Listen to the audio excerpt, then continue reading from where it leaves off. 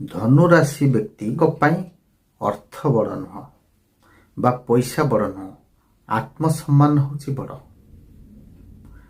ଯଦି ଥରେ ମାତ୍ର ଆତ୍ମସମ୍ମାନରେ ଆଞ୍ଚ ଆସେ, ଏମାନେ କାହାକୁ ଛାଡ଼ିବା ବାଲା ନୁହନ୍ତି। ମାନେ ଶେଷ ପର୍ଯ୍ୟନ୍ତ ଲାଗିଥିବେ, ଦୂରଦୃଷ୍ଟି ସମ୍ପନ୍ନ ହେଇଥାନ୍ତି। ୟାଙ୍କୁ ସହଜରେ ଆପଣ ବୋକା ବନେଇ ପାରିବେ ନାହିଁ। ଏ ହେଉଛି ଧନୁରାଶି। ଜୟ ଜଗନ୍ନାଥ। ଧନୁରାଶି ବ୍ୟକ୍ତି ବିଶେଷଙ୍କ ସମ୍ପର୍କରେ ବିସ୍ତୃତ ଭାବେ ବର୍ତ୍ତମାନ ଆଲୋଚନା କରିବା। ଧନୁରାଶି କାଳପୁରୁଷ କୁଣ୍ଡଳୀର ନବମ ରାଶି। ରାଶ୍ୟାଧିପତି ହେଉଛନ୍ତି ବୃହସ୍ପତି ମହାଗ୍ରହ। 3ଟି ନକ୍ଷତ୍ର ଭୋଗ ହୋଇଥାଏ। ମୂଳାଧନୁ 19 ଦାନବଗଣ, ପୂର୍ବଷାଢ଼ା ଧନୁ 20 ମାନବଗଣ, ଉତ୍ତରାଷାଢ଼ା ଧନୁ 21 ମଧ୍ୟ ମାନବଗଣ। ଅଗ୍ନିତତ୍ତ୍ୱର ରାଶି, ପୁରୁଷ ସ୍ୱଭାବ ରାଶି।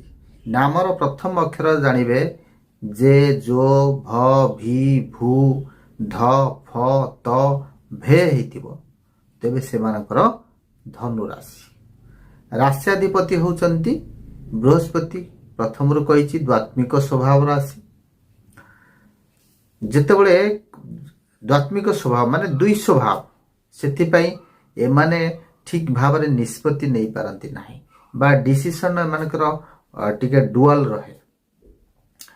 ଧନୁର୍ଧାରୀ ଯୁବରାଜ ଭଳି ଏମାନେ ସାହସୀ ଅଟନ୍ତି, ନିର୍ଭୀକତା ଅଟନ୍ତି। ଅନ୍ତର୍ନିହିତ ଶକ୍ତି ବଳରେ ଏମାନେ ଆଗକୁ ମାଡ଼ି ଚାଲନ୍ତି। ଏମାନଙ୍କର ମୁଣ୍ଡ ସାଧାରଣତଃ ସାମାନ୍ୟ ବଡ଼ ହେଇଥାଏ, ଛାତି ଚଉଡ଼ା ହେଇଥାଏ, ଗର୍ଦ୍ଦନ ଟିକେ ମୋଟା ହେଇଥାଏ, ମୁଖମଣ୍ଡଳ ଲମ୍ବାଳିଆ ମୁଖମଣ୍ଡଳ, ଦୀର୍ଘ ନାସା ଏବଂ କାନ ଟିକେ ସାମାନ୍ୟ ବଡ଼ ଥାଏ।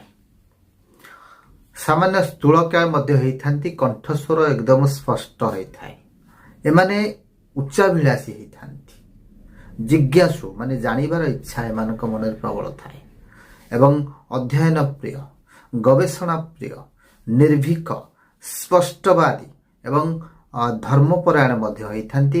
ତା ସହିତ ବଦାନ୍ୟତା ମଧ୍ୟ ଏମାନଙ୍କ ଭିତରେ ଥାଏ। ଡରକୁଳା ସ୍ୱଭାବର ସାମାନ୍ୟ ହେଲେ ମଧ୍ୟ ସାମ୍ନାକୁ ଏତେଟା ଜଣା ପଡ଼ନ୍ତି ନାହିଁ।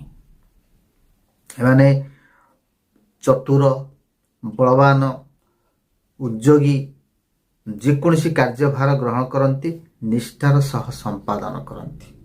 ଏମାନେ ଖୋସାମନ୍ତିଆ ଚାଟୁକାରରେ ଟିକେ ଭଳି ଯାଆନ୍ତି। ଆଙ୍କ ସପକ୍ଷରେ ବା ଆଙ୍କ ବିଷୟରେ ଟିକେ ଯଦି ଆପଣ ଭଲ କଥା କହିଦେବେ, ଇଏ ଟିକେ ଖୁସି ହେଇଯାଆନ୍ତି। କିନ୍ତୁ ଆଙ୍କୁ ଯେତେ ସାଲିସ କରି କଥାବାର୍ତ୍ତା କରିବେ ଭଲ, କିନ୍ତୁ କାହା ଡରାଣୁକୁ ଏମାନେ ଡରନ୍ତି ନାହିଁ। ଆପଣ ଭାବୁଥିବେ ଆମେ ଟିକେ ଆଙ୍କୁ ଡରେଇ ଦେବୁ, ଇଏ ତାକୁ ଧମକ ଚମକକୁ ଡରିବା ଲୋକ ନୁହନ୍ତି। ଅପମାନ ଏବଂ ପରାଜିତକୁ ଏମାନେ ସହଜରେ ଗ୍ରହଣ କରିପାରନ୍ତି ନାହିଁ। ଯୌନ ପିପାସୁ ହୋଇଥାନ୍ତି।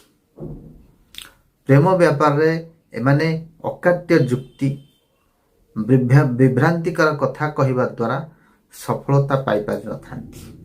ଶୃଙ୍ଖଳିତ, ସୁବୁଦ୍ଧିଯୁକ୍ତ, ବିବେକବାନ, ଜ୍ଞାତିଜନ ଏବଂ ସମ୍ପର୍କୀୟମାନଙ୍କୁ ଏମାନେ ବେଶୀ ଭଲ ପାଇବା ଫଳରେ ଅନେକ ସମୟରେ ଅଶାନ୍ତ ହେଇଥାନ୍ତି ବା ଅଶାନ୍ତିରେ ଦିନ କାଟିଥାନ୍ତି। ଏମାନେ ବେଳେବେଳେ କଠୋର ହେଇଥାନ୍ତି।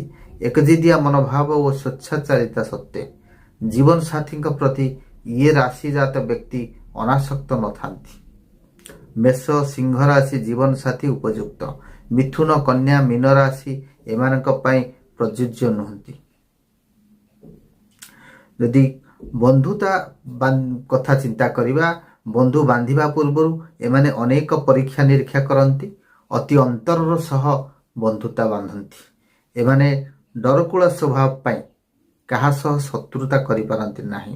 କିନ୍ତୁ ଥରେ ଯଦି ଶତ୍ରୁତା କଲେ ହାରିଯିବା ଭୟରେ ହିଂସ୍ର ଭାବରେ ପ୍ରତିଶୋଧ ପରାୟଣ ହୋଇପଡ଼ନ୍ତି ଏବଂ ଶତ୍ରୁକୁ ଦମନ ନ କରିବା ପର୍ଯ୍ୟନ୍ତ ଏମାନେ ଛାଡ଼ନ୍ତି ନାହିଁ। ଏମାନଙ୍କ ଆଚରଣ ଏବଂ ସାହସକୁ ଦେଖି ଶତ୍ରୁପକ୍ଷ ଭୟ କରିଯାଏ। ସେଥିପାଇଁ ଏମାନେ ସବୁବେଳେ ଶତ୍ରୁତା କ୍ଷେତ୍ରରେ ସବୁବେଳେ ବିଜୟ ହାସଲ କରିଥାନ୍ତି। ଏମାନେ ସମାଜ ଦ୍ୱାରା ପ୍ରଭାବିତ ନୁହନ୍ତି। ବରଂ ସମାଜକୁ ଏମାନେ ଦିଗଦର୍ଶନ ଦେବା ଏମାନଙ୍କର ଗୋଟିଏ ଲକ୍ଷ୍ୟ ଥାଏ। ବାଧାବିଘ୍ନ ବା ପ୍ରତିବନ୍ଧକ ଆସିଲେ ମଧ୍ୟ ଏମାନେ ଲକ୍ଷ୍ୟ ପଥରୁ କେବେ ବିଚ୍ୟୁତ ହୁଅନ୍ତି ନାହିଁ। ନିଜର ଲକ୍ଷ୍ୟ ଗୋଟିଏ, କାମ କରିକି ସବୁବେଳେ ଦେଖେଇବେ ଚେଷ୍ଟା କରନ୍ତି। ନିଜର ଆଦର୍ଶକୁ ସୋସାଇଟିରେ ଏଷ୍ଟାବ୍ଲିଶ ନ କରିବା ପର୍ଯ୍ୟନ୍ତ ଏମାନେ ଛାଡ଼ନ୍ତି ନାହିଁ। ଜ୍ଞାନ ଏବଂ ଗବେଷଣା ସମ୍ବନ୍ଧୀୟ ବୃତ୍ତିକୁ ଏମାନେ ବ୍ୟବସାୟ ରୂପେ ଗ୍ରହଣ କଲେ ସଫଳତା ପାଇପାରନ୍ତି। ପତ୍ରପତ୍ରିକା ସମ୍ପାଦକ, ଲେଖକ, ପ୍ରକାଶକ, ରାଜନୈତିକ, ସାଂଗଠନିକ ନେତା ଏସବୁ କାର୍ଯ୍ୟରେ ଯଦି ଏମାନେ ଯାଆନ୍ତି ତେବେ ସଫଳତା ପାଇଥାନ୍ତି। ଅପରପକ୍ଷରେ ଯଦି ଦେଖିବା, ଓକିଲାତି, ଶିକ୍ଷକତା, ଧର୍ମଚର୍ଚ୍ଚା, ସଙ୍ଗୀତ ଶିକ୍ଷା, ପୁରୋହିତ କାମ ଏସବୁ କାର୍ଯ୍ୟରେ ମଧ୍ୟ ଏମାନେ ସଫଳତା ପାଇଥାନ୍ତି।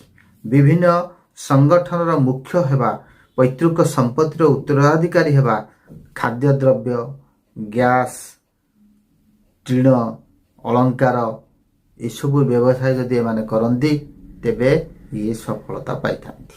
କିନ୍ତୁ ଏମାନଙ୍କର ଗୋଟିଏ ବଦଭ୍ୟାସ କ'ଣ ନା, ଧନ ରୋଜଗାର କରନ୍ତି ସତ, କିନ୍ତୁ ସଞ୍ଚୟ କରିପାରନ୍ତି ନାହିଁ।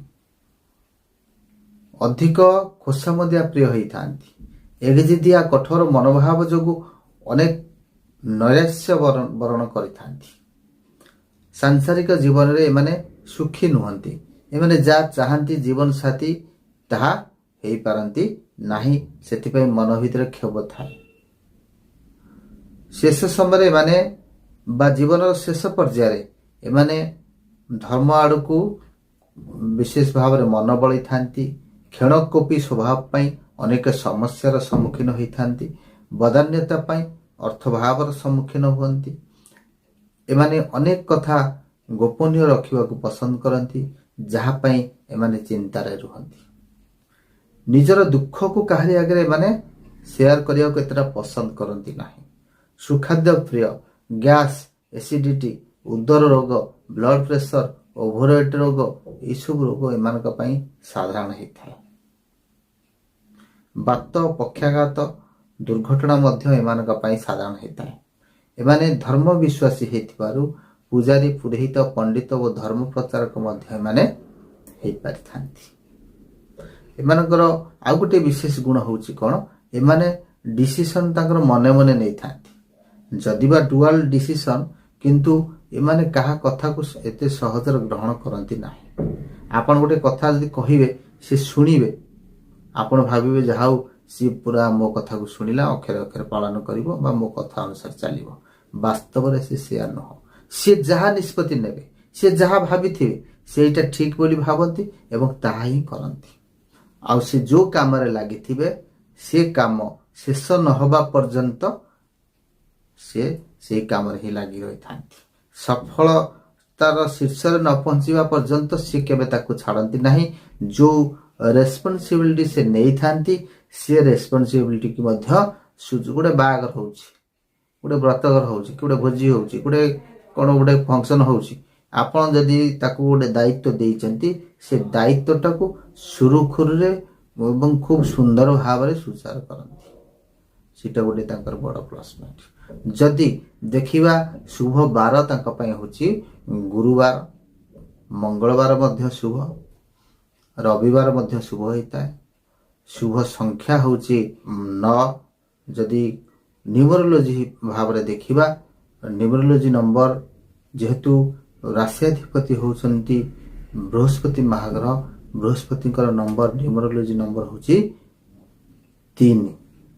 ତେଣୁ ଶୁଭ ସଂଖ୍ୟା 3, 9, 1 ଇଏ ହେଉଛି ଶୁଭ ସଂଖ୍ୟା। ଶୁଭ ତାରିଖ ହେଉଛି 9, 18, 27। ଶୁଭ ଧାତୁ ହେଉଛି ଆପଣଙ୍କର ସୁନା, ୟେଲୋ ସଫେୟାର। ଶୁଭ ରଙ୍ଗ ହଳଦିଆ ଏବଂ ଆରାଧ୍ୟ ଦେବତା ହେଉଛନ୍ତି ଦେବଦେବ ମହାଦେବ। ରହୁଛି, ଜୟ ଜଗନ୍ନାଥ।